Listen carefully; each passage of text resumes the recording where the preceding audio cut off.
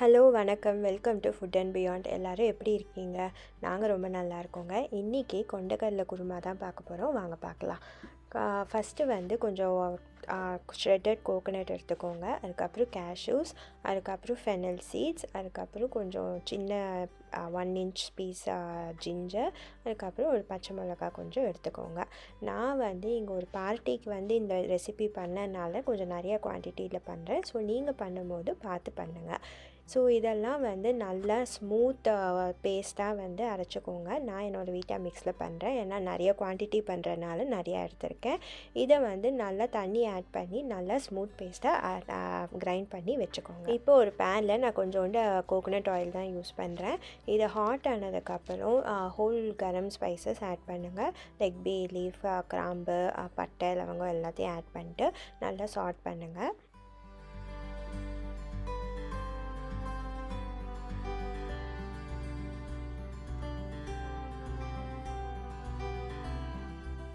Few seconds chat பண்ணதுக்கப்புறம் கொஞ்சம் நான் குமின் சீட்ஸ் ஆட் பண்ணுறேன்.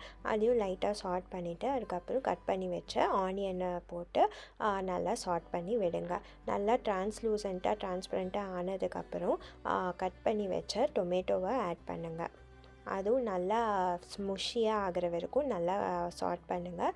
அதுக்கப்புறம் மஞ்சத்தூள், red chilli powder, coriander powder, கொஞ்சம் கரம் மசாலா போட்டுட்டு நல்லா ஆயில் ஊஸ் அவுட் ஆகிற வரைக்கும் நல்லா சாட் பண்ணுங்கள். நம்ம தக்காளி வந்து நல்லா முஷியாக ஆகணும், பீஸாக தெரியக்கூடாது. அது வரைக்கும் நல்லா சாட் பண்ணி விடுங்க.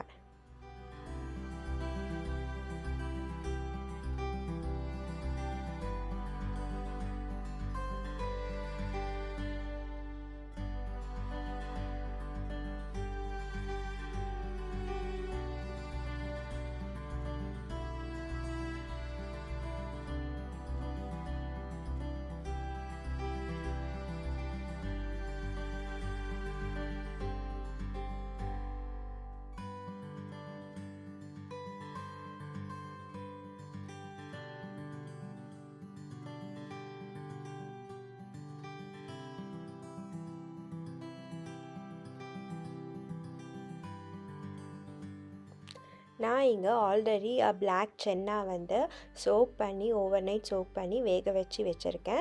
ஸோ இது வேக வச்சது, அந்த வேக வச்ச தண்ணியும் நான் தனித்தனியாக எடுத்து வச்சுட்டேன். ஸோ இதை அப்படியே நான் கிரேவியில் யூஸ் பண்ணிக்கிறேன். நான் இங்கே சென்னா நிறைய ஒரு ஆல்மோஸ்ட் குக் பண்ணி ஒரு 10 கப்ஸ் இருக்கிற மாதிரி வச்சுருக்கேன். ஸோ நீங்கள் குவான்டிட்டி பண்ணும்போது பார்த்து பண்ணுங்கள். இப்போ வெங்காயம் தக்காளி நல்லாவே குக் ஆகிடுச்சு. இப்போ நான் வேக வச்ச சென்னா வாட்டர் இருக்குல்ல, அதை வந்து நான் ஆட் பண்ணி நல்லா கொதிக்க விடுறேன். இது நல்லா கொதித்ததுக்கப்புறம் நம்ம வேக வச்ச சென்னாவையும் ஆட் பண்ணி நல்லா சிம்மர் பண்ணுங்கள். ஒரு 1/2 hour நல்லா லோ டு மீடியம் ஃப்ளேமில் வச்சு நல்லா கொதிக்க விடுங்க. நல்லா கொதித்ததுக்கப்புறம் நம்ம அந்த கோகோனட் பேஸ்ட் அரைச்சி வச்சோம் இல்லையா, அதையும் ஆட் பண்ணி நல்லா கொதிக்க விடுங்க.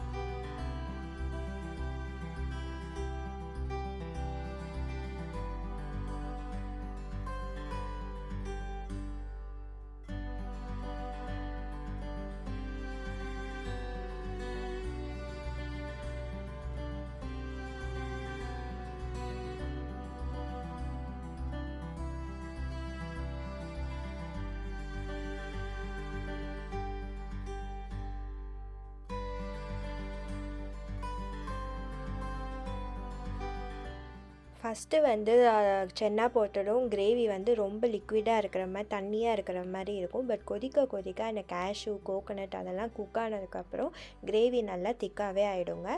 ஸோ சிம்மர் பண்ணியே ரொம்ப நேரம் ஒரு 30 minutes கண்டிப்பாக குக் பண்ணுற மாதிரி இருக்கும். கடைசியாக கொஞ்சம் கொத்தமல்லி தூவிட்டு கறி லீவ்ஸ் கொஞ்சம் போட்டுட்டு லெமன் ஜூஸ் கொஞ்சம் ஒரு 1/2 lemon ஜூஸ் புழிஞ்சிட்டு ஸ்டவ்வை ஆஃப் பண்ணி க்ளோஸ் பண்ணியே வச்சுருங்க. ஒரு 15 minutes அப்படியே க்ளோஸ் பண்ணியே வைங்க. அதுக்கப்புறம் சர்வ் பண்ணுங்கள். ரொம்ப சிம்பிளான கொண்டக்கடலை குருமா ஈஸியாக முடிஞ்சதுங்க.